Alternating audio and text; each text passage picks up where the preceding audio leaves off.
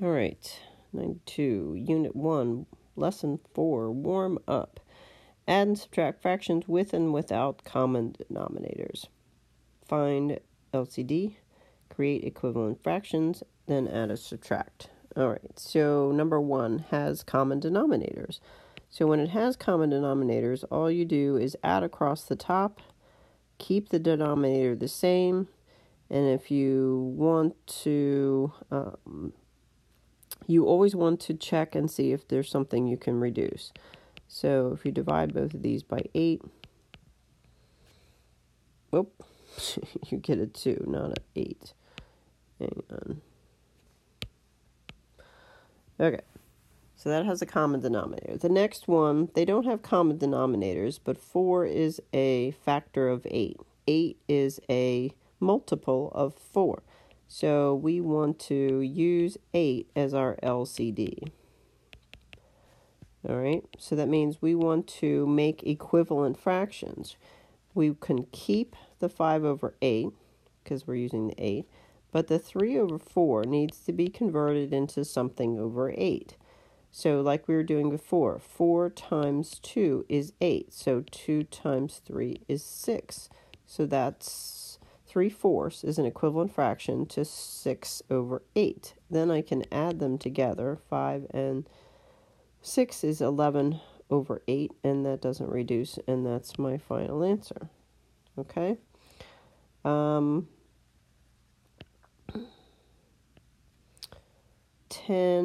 and 15. 10 doesn't go into 15, but 15 times 2 is 30. 10 goes into 30, so 30 is my LCD. So I'm going to need to convert both fractions. So 15 times 2 is 30. So 2 times 3 is 6. So 3/15 is the same as 6/30. 3 times 10 is 30. So 3 times, that's an equal sign, by the way. 3 times that is 21. So that's going to be 27 over 30, right? 6 plus 27. 21 is 27, which can be reduced by 3. And that's going to be a 9 over 10. I was thinking about that thing. All right. 9 over 10.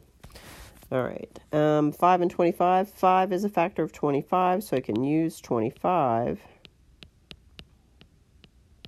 So that means that one stays the same. This was times 5 to get 25, so this times 5 is 15. 15 minus 7 is 8. And they don't have any factors in common.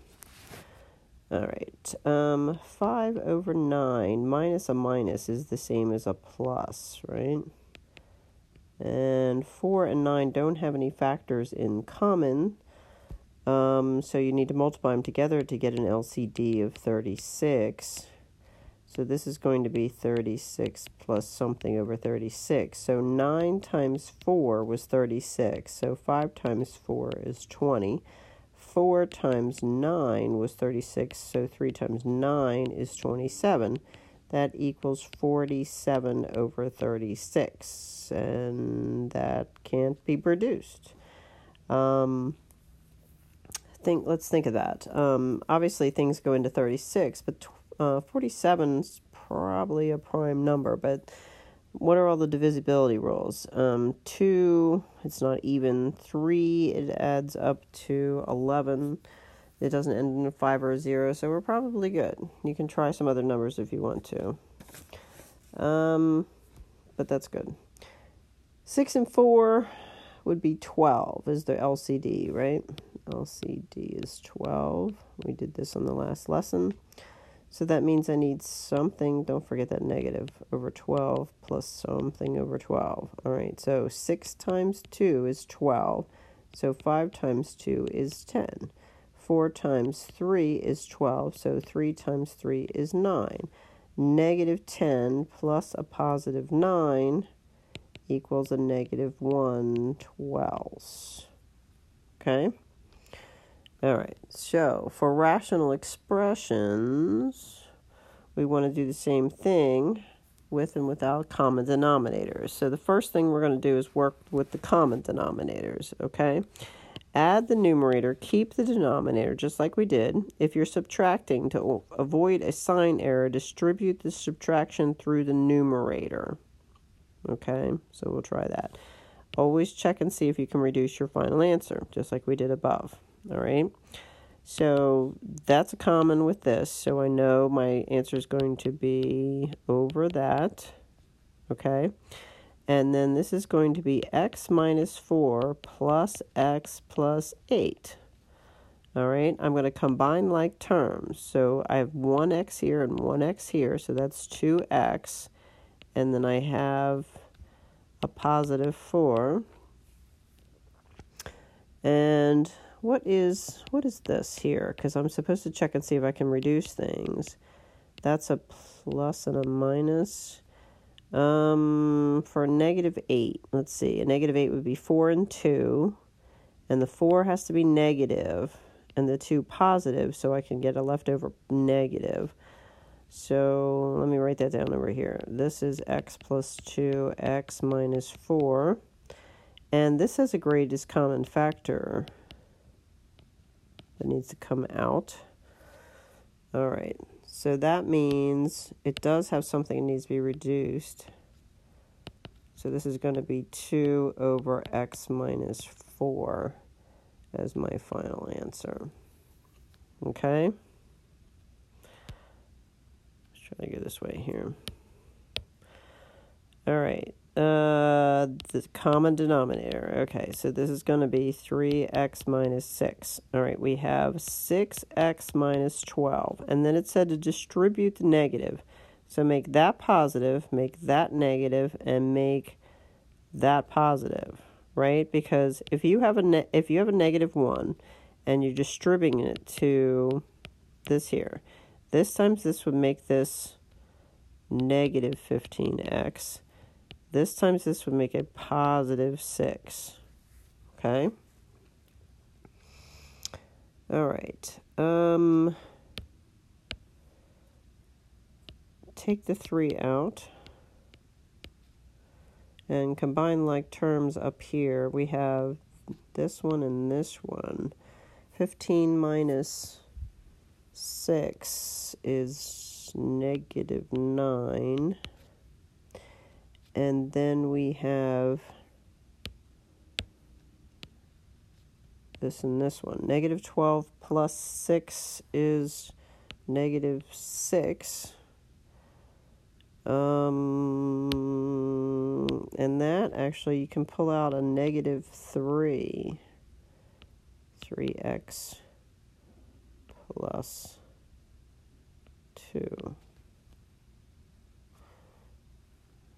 That was a lot, I know. Here, let's move this over here. Do we understand where I just pulled the 3 out of this one, right? That's kind of easy to understand. I'm always looking to see if I can reduce things, and this has got some 3s swimming around in there, and I want to make sure that I'm reducing things that need to be reduced. So I know if I take this negative out, I'll have 9x plus 6. And if I take a 3 out, I'll have 3x plus 2. So it doesn't help with the x minus 2, but look at this here. 3 over 3x plus 2. And then you have another 3 and x minus 2. So we definitely want to, reduce these, okay? So you're going to be left with negative 3x plus 2 over x minus 2. And I want to show you something.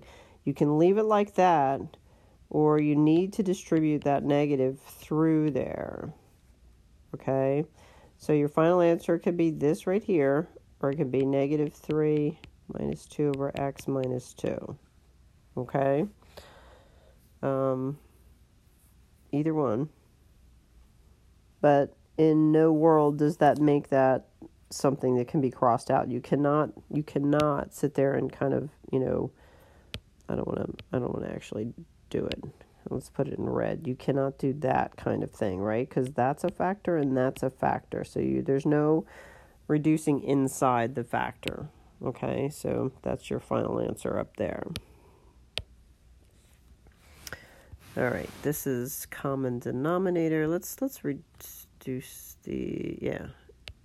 so this is z squared. Well, let's factor this. Hold on. Let's factor this. Z something, Z something. There's a minus, so minus, minus. When the minus is first, there's two minuses in there. So that must be a 5 and a 1. So let's write that over here. Z minus 5, Z minus 1. Okay?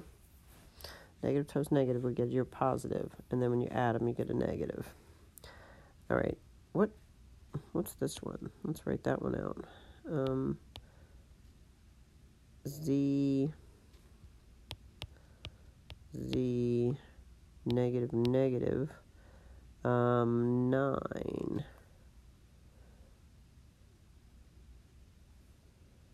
Is this supposed to be a 9? Yeah. I don't think I'm supposed to do that yet. Yeah, let's not, you know what? This is what happens. You're getting ahead of yourself. Let's not get ahead of ourselves. This is drawbacks of doing too many steps at one time. Nice and clear. This is this over here, right? Common denominator. Write it down. Then it's going to be combining this stuff on top. Run this negative through here, right? So that's going to be a negative z squared, a positive, and a negative. So plus 5z minus 9. All right? Now, let's use another color here. And combine like terms. I've got a z term that's squared and a z squared that's here. So that's going to be just a z squared, right? 2 minus 1 is a z squared. And then I have a 5z, which is right here, right?